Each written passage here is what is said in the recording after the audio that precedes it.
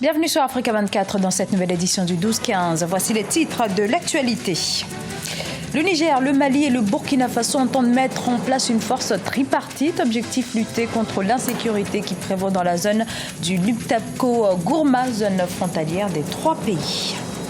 Et l'économie ghanéenne continue de subir de plein fouet la baisse des prix des matières premières. Le nouveau président est justement très attendu sous cette crise économique qui bouleverse la vie quotidienne des Ghanéens.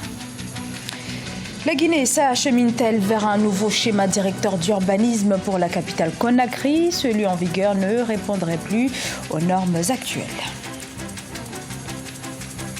En République démocratique du Congo, tout d'abord, malgré un compromis entre pouvoir et opposition sur la composition du Conseil national de suivi de l'accord du 31 décembre, aucune avancée ce mardi 24 janvier dans les discussions sur l'arrangement particulier. Les divergences perdurent en effet sur la désignation du Premier ministre. Le Rassemblement veut proposer un seul nom, tandis que la majorité souhaite que le président Joseph Kabila ait le choix parmi au moins 5 candidats. Et malgré ces difficultés à trouver un consensus, la SENCO, l'Église catholique congolaise qui mène la médiation, entend une adoption de l'arrangement particulier au plus tard le samedi 28 janvier.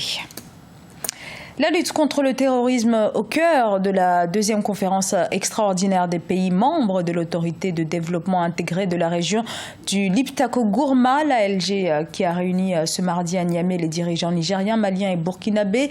Et pour mieux combattre le fléau du terrorisme, les trois pays décident de créer une force mixte de sécurité. Reportage de notre correspondant Sadou Alizé Mouktar.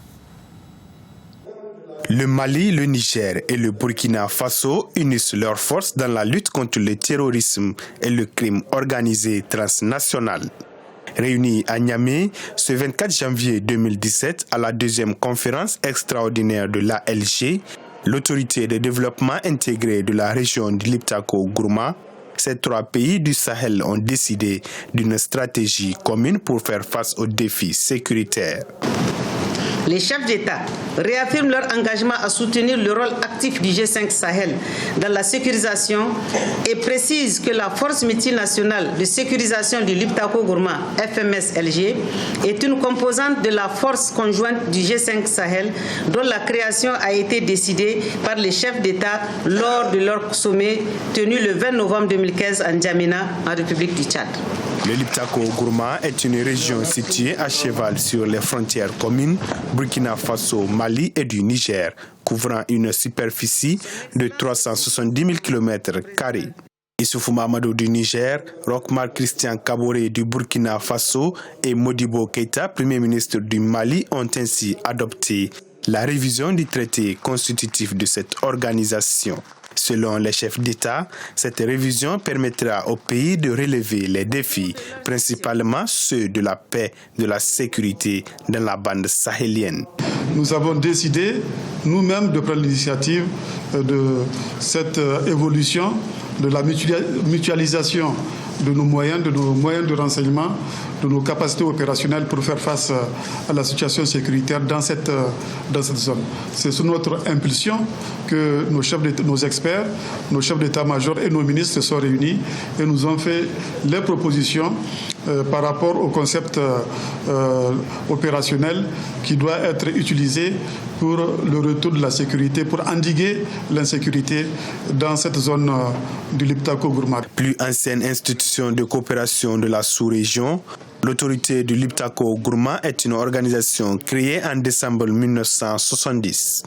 Elle a pour mission de promouvoir et mettre en valeur les ressources minières, énergétiques, hydrauliques et agro-pastorales du Burkina Faso, du Mali et du Niger. Les Ghanéens ont élu en décembre, vous le savez, un nouveau président à la personne de Nana Akufo-Addo. Son avènement intervient sur fond de crise économique avec une croissance qui a atteint son plus bas niveau depuis ces 20 dernières années.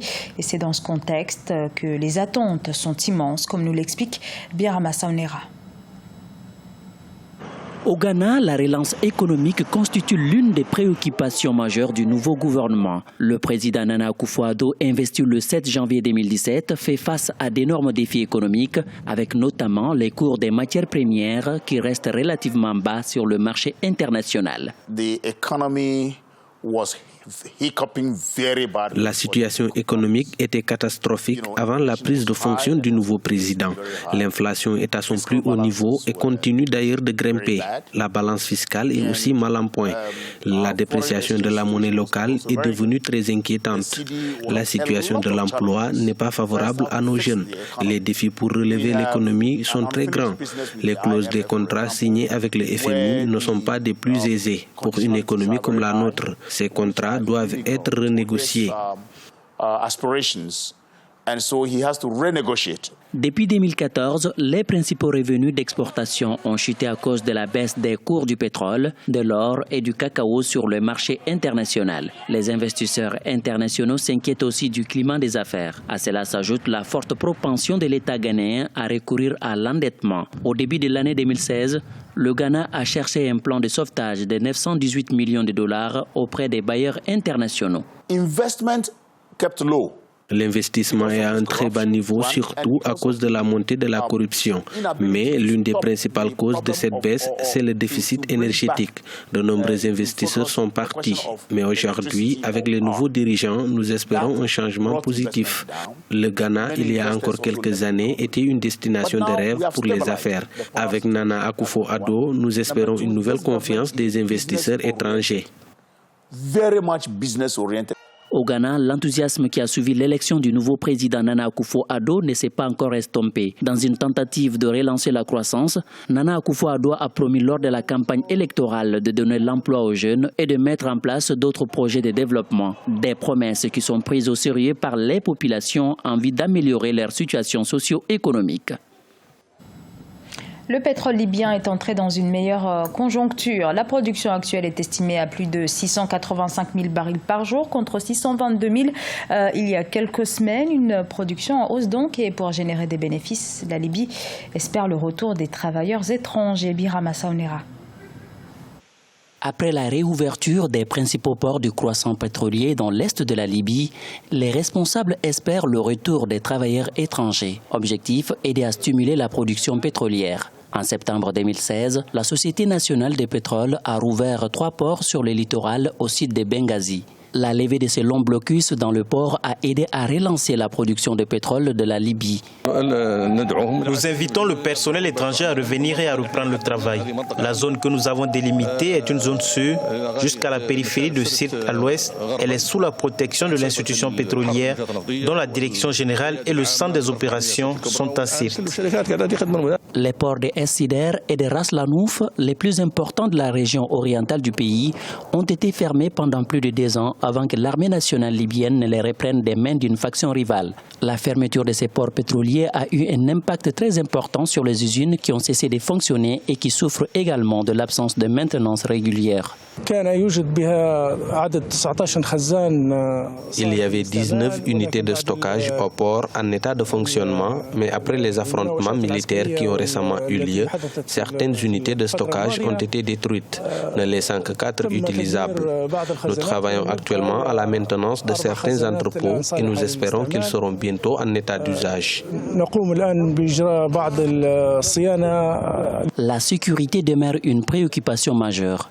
En 2016, plusieurs travailleurs pétroliers étrangers ont été enlevés par le groupe État islamique lors d'une attaque des champs pétroliers. Toutefois, la Société nationale de pétrole veut porter la production nationale à 900 000 barils par jour en mars 2017. En Guinée, le plan directeur d'urbanisme de la ville de Conakry est obsolète, déclarent certains spécialistes qui dénoncent notamment des constructions qui ne répondent plus aux normes. Pour remettre de l'ordre, les autorités ont entrepris depuis plusieurs mois une campagne de démolition des constructions jugées anarchiques et la validation d'un nouveau schéma d'aménagement et d'urbanisme est également en gestation. Reportage Emmanuel Milimono. Le schéma directeur d'urbanisation de la ville de Conakry n'est plus d'actualité. La ville poursuit son agrandissement à un rythme beaucoup plus accéléré que prévu. Les quartiers autrefois considérés comme étant périphériques se sont retrouvés aujourd'hui en plein cœur de la ville, dépassant d'au moins 20 km les limites prévues par l'actuel plan d'urbanisation. La nécessité de produire un nouveau schéma s'impose aux autorités, d'autant plus que les constructions ne répondent plus toutes aux normes. C'est maintenant, il faut prendre une décision où on risque d'être à un point de non-retour. Parce que vouloir reprendre, la reprise serait plus compliquée et plus coûteuse que d'avoir une nouvelle capitale. L'actuel schéma directeur prenait en compte une échelle de développement de la capitale allant du centre administratif de Kaloum au quartier Gbessia où se situe actuellement l'aéroport international. Pour remettre de l'ordre, les autorités ont entrepris une opération de déguerpissement de certaines personnes sur des espaces considérés illégalement occupés. Il n'y a pas eu non seulement l'avertissement et il n'y a pas eu une mesure d'accompagnement. Quelqu'un qui doit te défendre, s'il vient et te dit de quitter, il doit te laisser avec tes objets. Mais mes tôles, mes appareillages, tout est parti comme ça. Malgré les multiples interpellations parfois que des citoyens se permettent de s'installer ou disent on s'installe provisoirement. Beaucoup de citoyens sont obligés de tout reprendre à zéro car aucune politique de dédommagement n'a suivi, d'autant plus que les bâtiments et leur contenu ont été emportés à certains endroits. Ces habitats parfois précaires mettent surtout à nu la mauvaise organisation du secteur immobilier en Guinée. Ce journal a été réalisé par l'ensemble de la rédaction. Nous vous remercions pour votre fidélité. Dans un instant, une nouvelle édition de l'actualité sur Africa 24.